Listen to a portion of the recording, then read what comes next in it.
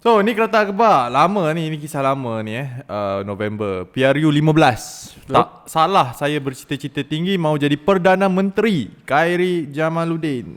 Okay, so Khairi Jamaluddin, one of dia punya presentation masa manifesto tu sebut kan kepada peminat-peminat ataupun kita panggil peminat Penyokong politik kan? Penyokong beliau yang beliau satu hari nanti akan jadi Perdana Menteri Malaysia. You tengok lah manifesto dia.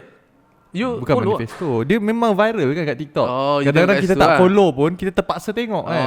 Yang kan macam Dr. Adam yang pergi ke dia punya kempen ke apa Dia don lain.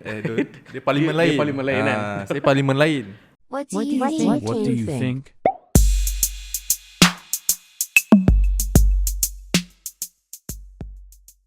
Okay, first things first, kalau korang nak tahu kan, Cikgu Luan ni sebenarnya dah lama gila minat Khairi Jamaluddin. And I'm not gay lah. Okay, I'm talking about the leadership. Fan lah ni. Peminat Secret admirer. Secret admirer. Zaman dia dikatakan orang kata apa dapat apa laba politik zaman dia dia ni menantu kepada Pak Lah kan. Tu Abdullah Badawi kan. Sampai bersih dia dapat kronism lah apa benda tu semua kan. Mula-mula saya termakan juga, tapi bila dah lama tengok cara beliau menguruskan Kementerian Belia dan Sukan, saya memang literally suka lah. Bukan sekadar dia usahakan kementerian tu sangat power, tapi at the same time dia buat extra work. Macam waktu tu dia berlakon, dia banyak mendekati parti-parti politik yang ketika tu pembangkang lah waktu tu kan.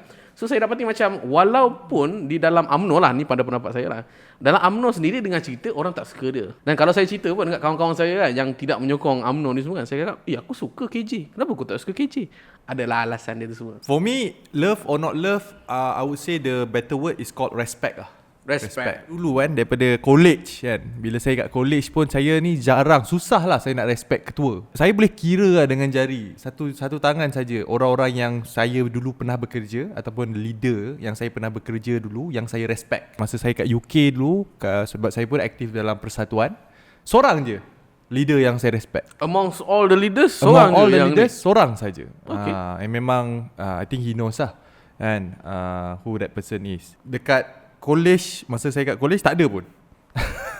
So saya memang boleh kira dengan jari, okay? Tapi sekarang ni bila saya dah masuk dalam dunia entrepreneurship ni kan, dunia perniagaan ni, banyaklah orang yang saya respect. Most of my mentor are business owner and most of my mentors are leaders, right? So berbalik kepada KJ ni antara salah seorang individu yang saya respect dari segi cara dia bercakap. Dia ada karisma, obviously, cara dia build rapport, cara dia bercakap dalam bahasa Melayu maupun dalam bahasa English. In terms of dia punya credibility pun, dia dulu belajar kat mana kan? Bukan calang-calang. Dia dulu belajar dekat Oxford, right? University of Oxford.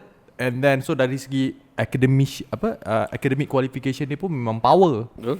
And dari segi buat kerja pun power juga. Dia cepat, dia memang deliver. So orang-orang macam ni bagi saya, so I would say he is very effective. Earn my respect lah. Tapi nak cakap saya ni jatuh cinta ke tak? Okay, tak macam Uluan. Saya tak nak tarik balik apa yang saya kata. Okay. Saya ni pun boleh tahan juga. Dia macam mana?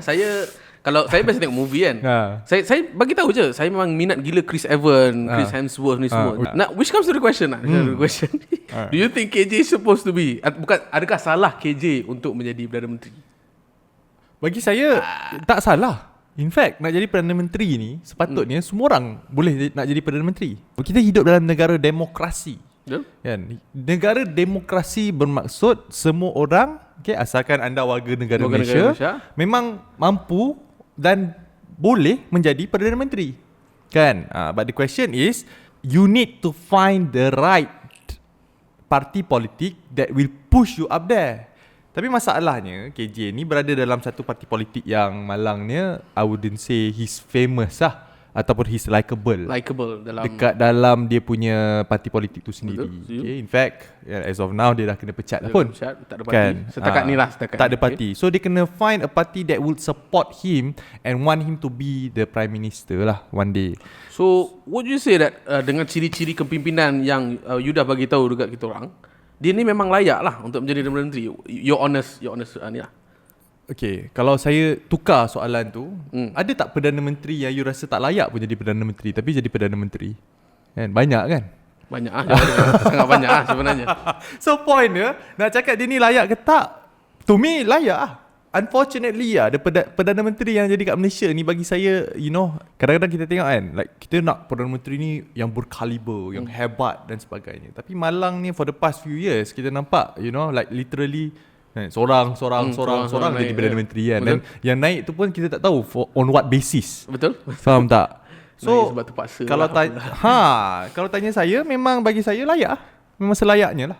Sebab based on apa yang saya dah kongsikan tadi lah, in terms of dia punya credibility, dia punya track record, dia punya karisma. You nak jadi Perdana Menteri ni ataupun you nak masuk dalam politik ni, bukan sahaja you kena pandai buat kerja, you kena pandai bercakap. Betul, setuju. Itu penting. Kalau you tak pandai bercakap, you tak pandai nak rally the crowd, payah betul. agak Tu yang ada sampai tahap Perdana Menteri yang sebelum ni dia tak nak bagi media lah apa semua. Tak nak sebut lah siapa, tapi I think itu satu perbuatan selaku seorang Perdana Menteri yang saya rasa macam apa benda kau buat ni kan. Macam tutup media, tak nak bagi, tutup parlimen. Tutup parlimen yang saya tak boleh nak faham kan. Sampai tahap macam tu. So I think kalau saya straight answer, KJ saya akan sokong you lah kalau you jadi Perdana Menteri, regardless of apa-apa parti yang you masuk. Sebab I think you memang layak lah sebenarnya kau. You memang layak lah. Tapi mungkin boleh bawa Khairi datang. Khairi Jamaluddin. YB sini. Dekat hantar sini. love letter kan. Love letter sini. Kita orang nak berbincang. Baru boleh bincang kan, sepanas sikit kan. Saya voluntarily akan menjadi penyokong yang akan buat kempen untuk you. So Perdana Menteri, I mean like secara umum lah Perdana Menteri di Malaysia ni. So ada tak Perdana Menteri Malaysia yang Dr. Adam favorite sangat setakat ni lah? Again saya like I say, kenapa saya benda ni like just me lah. Saya tak ada orang yang saya favorite, faham tak? Macam ataupun mengidola kan. Dekat Malaysia ni tak ada. Tapi saya ada Perdana Menteri yang saya respect. Okay. Yang saya kagumi. Okay. So saya lahir tahun 1990. Saya sendiri hidup pada zaman ataupun era Tun Dr. Mahathir. Tun Dr. Mahathir lah kan. Tun Dr. Mahathir. And then Pemodenan Yes. So kalau tanya saya, Perdana Menteri yang saya respect memang tidak lain tidak bukan Tun Dr. Mahathir. Zaman tu lah. Bukan Perdana Menteri yang kedua. Perdana Menteri yang pertama dia mula-mula bukan, tu kan. Maksudnya Perdana Menteri keempat. Yang keempat. Bukan yang Perdana ketujuh. Menteri yang ketujuh. Yes, bukan. Ada beza ada. Next video kita sembang lah kan. So Perdana Menteri yang keempat tu, zaman tu, okay, saya nampak banyak lah perubahan yang berlaku kat Malaysia. In fact, Malaysia memang, you know, orang kata apa, harimau apa saya pun dah lupa. Asian Tiger. Tu saya tahu. Something like that lah. Asian Tiger, betul. So and not only that, kita adanya wawasan 2020 kan. Time tu saya ingat lagi lah, masa kat sekolah rendah kena lukis wawasan 2020, lukis kereta terbang kan. Betul juga kan. Saya pun pernah lukis, lupa. Kita dah ada kereta terbang belum? Belum. Tapi dengar macam ada kan. Prototype. Aduh. So you know, saya ingat lukis kereta terbang, lukis roket lah, pergi bulan dan sebagainya, which memang ada pun kan. You know, Dr. Sheikh Muzaffar pergi ke angkasa lepas. So point dia, to me kan, that is a true leader, a leader that put a vision, right? Cuma kan, bagi saya zaman tu jugalah yang mengakibatkan biggest and largest parti politik, iaitu UMNO now to me in a really big trouble lah. Betul, setuju. Okay, disebabkan oleh tempoh pemerintahan tu lama. Agak lama. Itu saya tak setuju. Saya sendiri, saya punya pendapat peribadi saya, kita tak boleh nak pegang kuasa ni lama-lama sangat. Kita boleh sembang on the next video. Yes. Maybe. Okay. But tu lah.